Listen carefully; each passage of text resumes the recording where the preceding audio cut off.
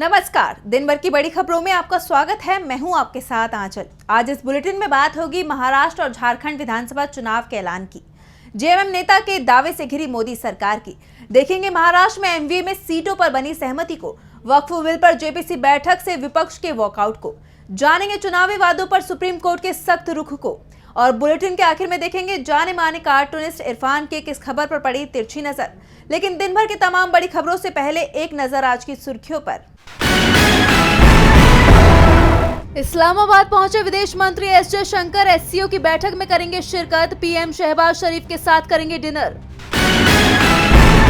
कांग्रेस ने महाराष्ट्र विधानसभा चुनाव के लिए सीनियर ऑब्जर्वर और स्टेट कोऑर्डिनेटर की घोषणा। लिस्ट में 11 लोगों के नाम शामिल। भूपेश बघेल, अशोक गहलोत को मिली जिम्मेदारी। बसपा सुप्रीमो मायावती का ऐलान। यूपी उपचुनाव में सभी 9 सीटों पर अपने उम्मीदवार उतारेगी बसपा। मायावती ने ट्वीट कर दी जानकारी। शेयर बाजार में गिरावट। 152 अंकों की गिरावट के साथ 81,820 पर बंद हुआ सेंसेक्स, तो 70 अंकों की गिरावट के साथ 25,057 पर बंद हुआ निफ्टी। ये तो थी सुर्खियां। अब बात आज की सबसे बड़ी खबर की। महाराष्ट्र और झारखंड के विधानसभा चुनावी तारीखों को लेकर कई दिनों से चल रहा सस्पेंस आज खत्म हो गया। चुनाव आयोग ने दोनों राज्यों के चुनावी कार्यक्रम का ऐलान कर दिया। तो क्या है विधानसभा चुनाव की तारीखों का पूरा शेड्यूल, देखिए इस रिपोर्ट में। महाराष्ट्र और झारखंड विधानसभा चुनाव का बिगुल बज गया है। चुनाव आयोग ने तारीखों का ऐलान कर दिया है। मुख्य चुनाव आयुक्त राजीव कुमार ने प्रेस कॉन्फ्रेंस की। इस दौरान उन्होंने महाराष्ट्र और झारखंड विधानसभा चुनाव की तारीखों का ऐलान किया। महाराष्ट्र में 288 विधानसभा सीटों पर 20 नवंबर को एक ही चरण में मतदान होगा, तो वहीं झारखंड की 81 विधानसभा सीटों पर 2 चरणों में मतदान होने हैं। पहले चरण की वोटिंग 13 नवंबर और दूसरे चरण की वोटिंग 20 नवंबर को होगी। महाराष्ट्र के साथ ही झारखंड चुनाव के नतीजे भी 23 नवंबर को आएंगे। गौरतलब है कि महाराष्ट्र विधानसभा का कार्यकाल 26 नवंबर 2024 को खत्म हो रहा है। झारखंड की बात की जाए तो वहां 5 जनवरी 2025 को सदन का कार्यकाल खत्म होगा। चुनाव आयोग ने महाराष्ट्र में नामांकन करने की तारीख 20 अक्टूबर तय की है। वहीं इसकी आखिरी तारीख 29 अक्टूबर रखी गई है और नामांकन वापस लेने की आखिरी तारीख 4 नवंबर है। महाराष्ट्र और झारखंड के साथ ही उपचुनाव की तारीखों का भी ऐलान किया गया। 13 नवंबर को 47 विधानसभा सीटों पर उपचुनाव होंगे। वहीं केदारनाथ विधानसभा उपचुनाव के लिए वोटिंग 20 नवंबर को होगी, लेकिन यूपी के मिल्कीपुर में अभी उपचुनाव नहीं होगा। इसके साथ ही 2 लोकसभा सीटों पर भी उपचुनाव होना है। केरल की वायनाड सीट पर 13 नवंबर को वोटिंग होगी, तो वहीं महाराष्ट्र की नांदेड़ सीट पर 20 नवंबर को वोट डाले जाएंगे और नतीजे 23 नवंबर को आएंगे।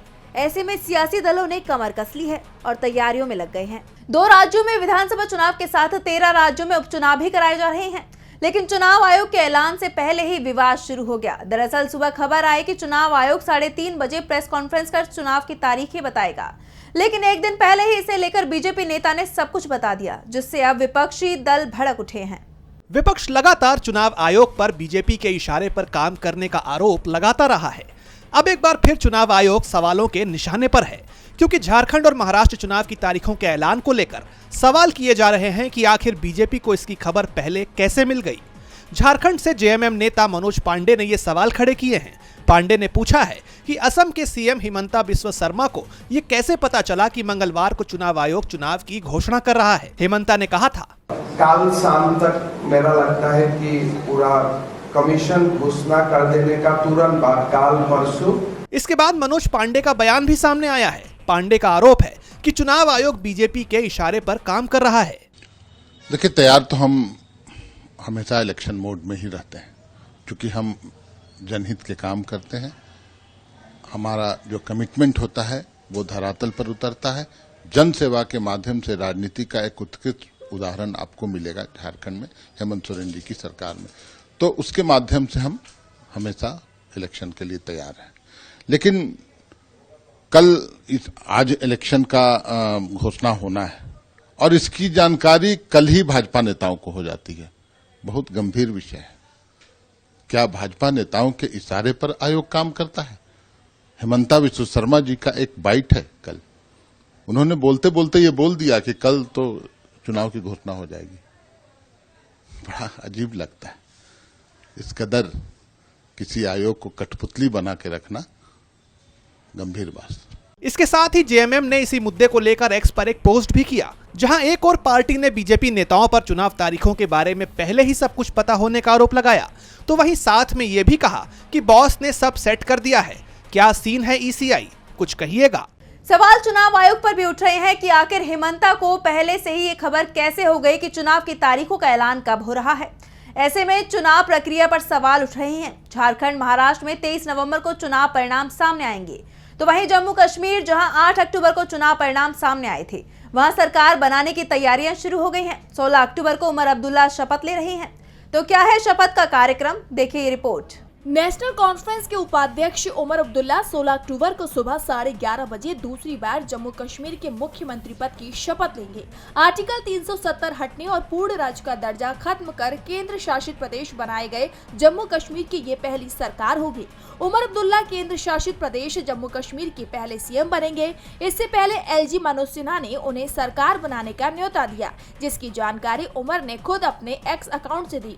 अब इस समारोह के लिए पार्टी की तरफ से तैयारी पूरी कर ली गई है। इस शपथ ग्रहण समारोह में इंडिया गठबंधन से कांग्रेस के चीफ मल्लिकार्जुन खड़गे, नेता प्रतिपक्ष राहुल गांधी, समाजवादी पार्टी से अखिलेश यादव, एनसीपी, एससीपी शरद पवार जैसे नेता शामिल होंगे। वहीं कहा जा रहा है कि उमर अब्दुल्ला के साथ 10 मंत्री भी शपथ ले सकते हैं, जिसमें कांग्रेस से 2, सीपीएम से 1, बाकी के 7 नेशनल कॉन्फ्रेंस से होंगे। बता दें कि मुख्यमंत्री का शपथ ग्रहण समारोह श्रीनगर के शेर-ए-कश्मीर स्टेडियम में आयोजित किया जाएगा, जिसके लिए प्रदेश सरकार ने सुरक्षा के लिए तगड़े इंतजाम कर लिए हैं।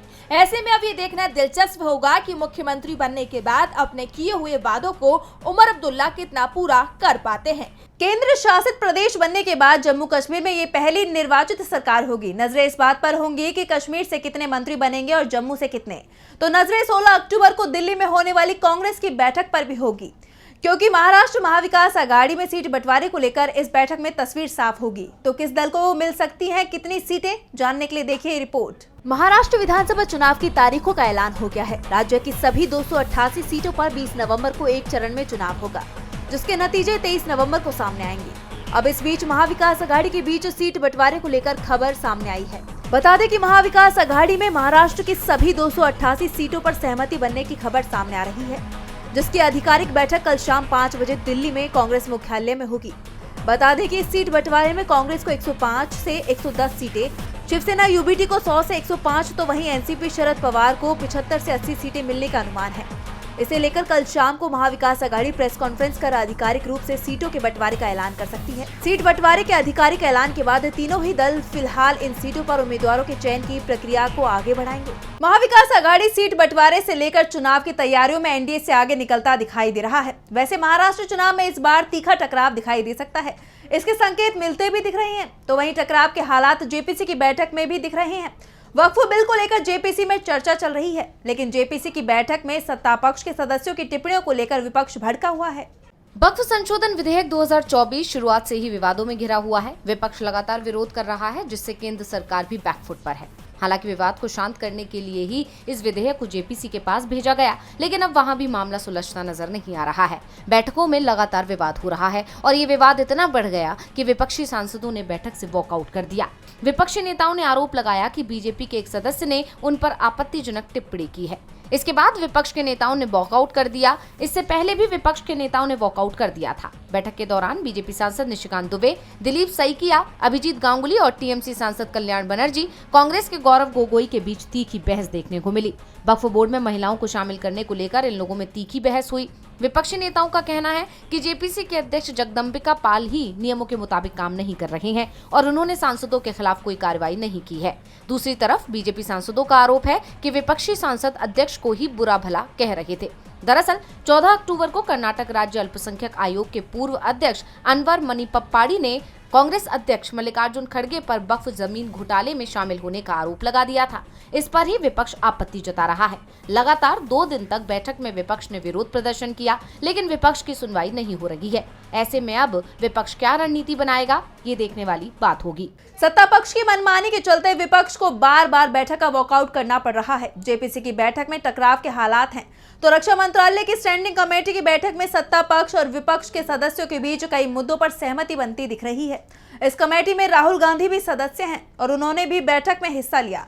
तो क्या हुआ फैसला, देखिए रिपोर्ट। भारत और चीन के बीच 4 साल से भी अधिक वक्त से सीमा पर तनाव बना हुआ है। दोनों देशों के बीच तनाव को कम करने के लिए कई बैठक भी हुई हैं, लेकिन सीमा को लेकर चल रहा विवाद अभी तक सुलझा नहीं है। इस बीच रक्षा मंत्रालय की स्टैंडिंग कमेटी की बैठक में भी चीन का मुद्दा उठा। स्टैंडिंग कमेटी की बैठक में 3 सदस्यों ने चीन मुद्दे को लेकर बातचीत की राय दी। रक्षा मंत्रालय की समिति में विपक्ष के नेता राहुल गांधी भी सदस्य हैं और बैठक में वो भी शामिल हुए। उन्होंने प्राथमिकता के आधार पर मुद्दों को डिस्कस करने पर जोर दिया। रक्षा मंत्रालय स्टैंडिंग कमेटी के लद्दाख विजिट को लेकर भी सजेशन दिया गया। दरअसल विपक्ष लगातार ये मांग करता रहा है कि लद्दाख में चीन बॉर्डर पर क्या स्थिति है, इसके बारे में देश को सही जानकारी मिलनी चाहिए। पीएम मोदी भले ही दावा करते हो कि हिंदुस्तान की सीमा में ना तो कोई घुसा है और ना ही किसी दूसरे देश ने कब्जा किया। ऐसे में कहा जा रहा है कि रक्षा मंत्रालय की स्टैंडिंग कमेटी की अगली बैठक जो दीपावली के बाद बुलाई जा सकती है, उसमें सांसदों के लद्दाख दौरे पर सहमति बन सकती है। लद्दाख बॉर्डर की स्थिति सांसद देखेंगे, इसको लेकर चर्चा की जाएगी। तो वहीं चर्चा इस वक्त चुनावी मौसम में राजनीतिक दलों की तरफ से जनता को दी जाने वाली तमाम आर्थिक फायदे की घोषणाओं की भी हो रही है। इसी से जुड़ी एक याचिका सुप्रीम कोर्ट में लगाई गई, जिसको लेकर सुप्रीम कोर्ट ने केंद्र और चुनाव आयोग को नोटिस जारी किया है।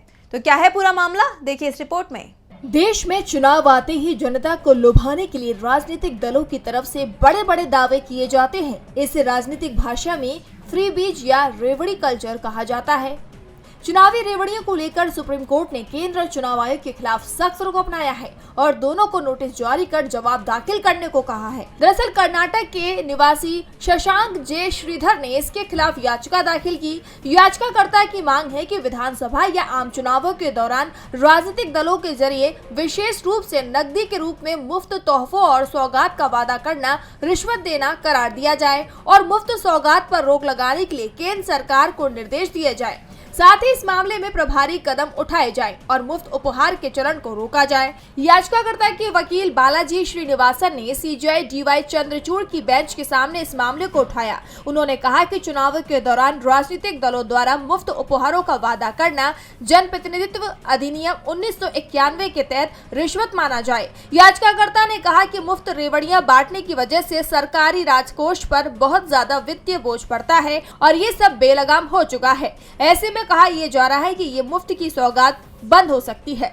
और बुलेटिन के आखिर में देखेंगे जाने माने कार्टूनिस्ट इरफान की किस खबर पर पड़ी तिरछी नजर।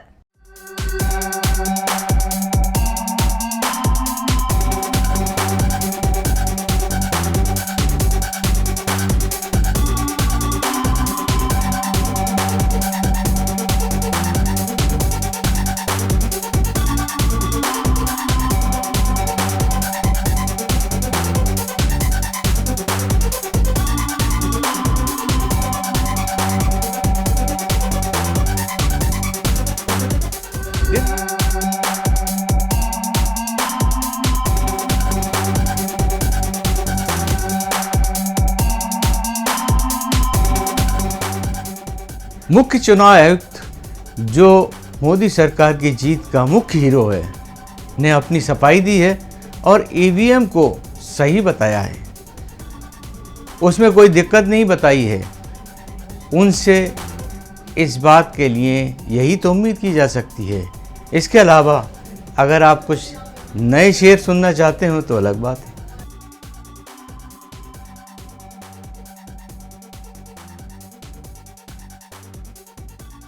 बहुत बहुत शुक्रिया इरफान जी। तो आज इस बुलेटिन में इतना ही। आप देखते रहिए डीबी लाइव। नमस्कार।